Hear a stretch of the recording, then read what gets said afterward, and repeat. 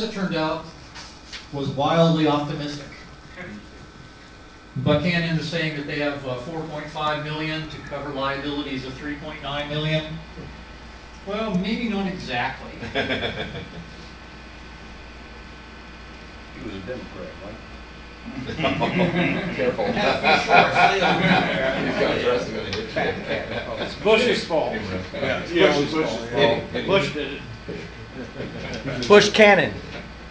And of course, things got worse. And the little thing here, you know, they're talking about the people who are testifying, they didn't remember, and they were coached between appearances by Edward Buchanan, a former telegraph operator. Yeah, I mean, that is kind of cool that in all of the press coverage while he's well off, they never mention that he was a former telegraph operator. Yeah, but now that the firm has failed, it's a former telegraph operator. So they got worse, and of course ended badly. So let's just say that Bernie Madoff wasn't the first. Well, unfortunately, United Electrical Manufacturing and Horace Martin were just innocent victims, like everyone else. UEM, of course, disappeared completely. The assets of UEM were actually picked up by King Plow, which was manufactured. They had the plant down by Georgia Tech, which is now an art center. Martin, this is where we deal with Martin's missing years. He kind of disappears until he shows up back up in New York City in 1910. So fortunately, his reputation wasn't damaged in any of this, and he was able to secure financing to continue manufacturing Vibroplex elsewhere.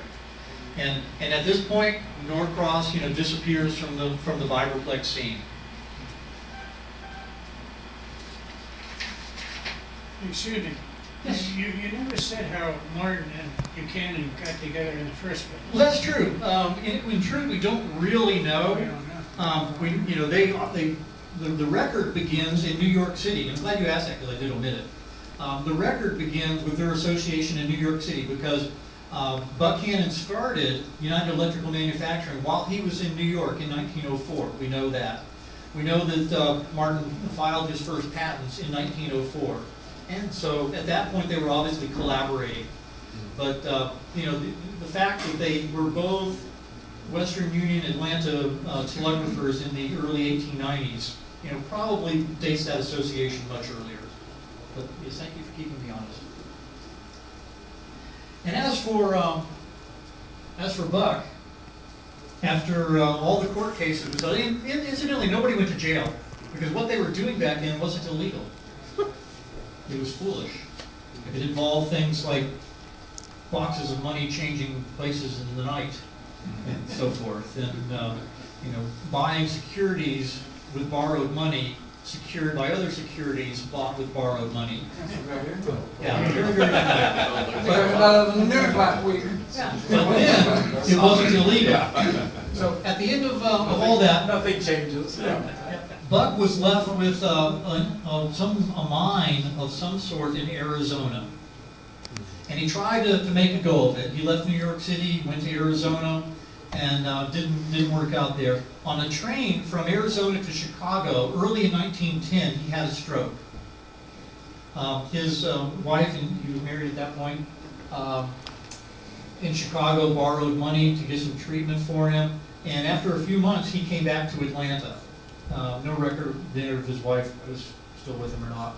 And he showed up back at the Atlanta Western Union office where the newspaper report says that he said, "Just make me a plain old law." He only lasted 3 days at the key, and then they assigned him to some other work. And within a matter of weeks, he had a stroke just walking down the streets of Atlanta, and he died. He was only 40. Yeah.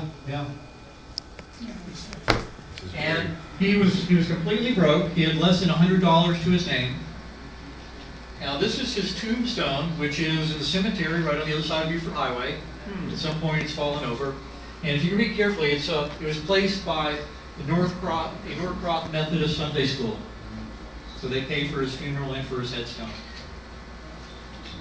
At that point, Norcross fades into being a footnote in Vibroplex history, which is how I became interested in it when there was an article in QST that just mentioned, Norcross or Vibroplex once manufactured in Norcross, and then went on and on and on and on. It's like, well, Norcross. So that's what kind of got me interested in this.